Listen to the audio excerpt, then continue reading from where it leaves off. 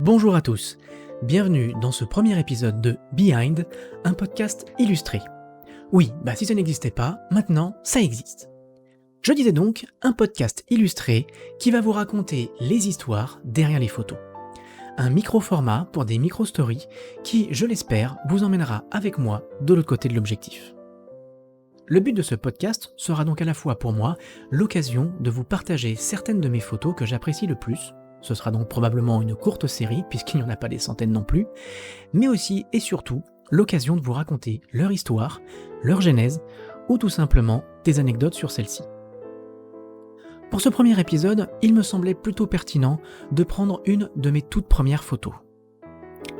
Celle-ci a donc été prise le 2 février 2013, et voici son histoire.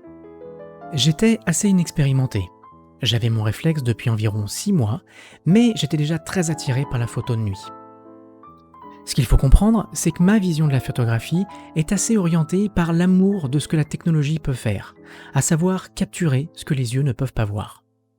Et c'est quelque chose qu'on peut assez facilement trouver dans la photo de nuit et surtout dans la pose longue. Je suis donc allé dans un bel endroit à Paris, le Pont des Arts. Et devant ce magnifique bâtiment qu'est l'Académie française, je pose mon trépied. Je commence à faire face à des tas de boutons. Je bascule mon Canon 550D en manuel et là, c'est le drame. Je me retrouve seul face à des millions de réglages. Je vous jure, à l'époque, pour moi, c'était comme des millions. Puis, je commence enfin à prendre quelques clichés. Pour le moment, tout ce que je voulais faire, c'était attraper quelques lumières descentes du bâtiment et un peu de light painting des quelques voitures qui passaient devant. J'adore le light painting.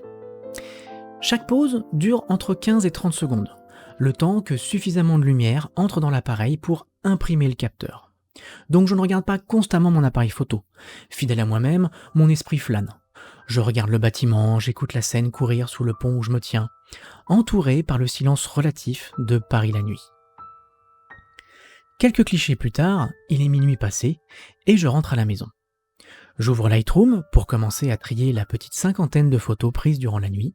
Première désillusion, mon cadrage n'est pas bon. Je n'ai pas le sommet du bâtiment et c'est impossible de le récupérer sur aucun de mes clichés. Forcément, je suis déçu. Toutefois, un cliché attire quand même mon attention. Sur celle-ci, il y a un fantôme. Une femme. Comme je le disais tout à l'heure, je ne faisais pas particulièrement attention aux clichés pendant la prise. Ce qui fait que je n'ai absolument pas vu que quelqu'un était entré dans mon cadre pendant quelques secondes. Instantanément, je venais de réaliser que j'avais capturé quelque chose d'important à mes yeux, quelque chose que je ne réussirais à définir que bien des années plus tard dans ma vie, un moment. Pour cela, merci à toi, cher inconnu.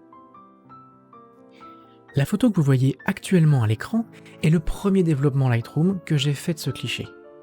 Ce qu'il faut comprendre, c'est que depuis, j'ai appris beaucoup de choses sur la photo et sur le développement grâce à un de mes meilleurs amis, Olivier.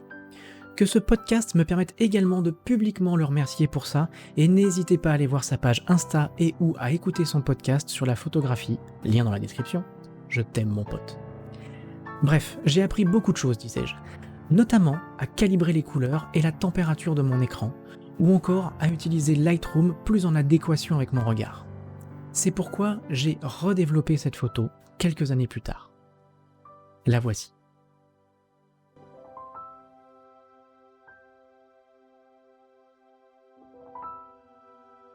J'en suis bien conscient, ce n'est pas une photo parfaite. Mais malgré cela, malgré ces tonnes de défauts, elle reste, encore aujourd'hui, un de mes clichés favoris, regroupant tout ce que j'adore dans la photographie. La photo de nuit, le light painting, attraper ce que je ne peux voir et être surpris. Merci à tous d'avoir suivi ce premier épisode de cette mini-série. Je vous propose maintenant de voter pour la prochaine photo que vous voulez m'entendre décrypter. Pour cela, rien de plus simple, commentez le post Instagram qui suit celui-ci de près en choisissant votre cliché préféré parmi ceux proposés. Je vous souhaite une agréable journée et je vous dis à très vite. Ciao.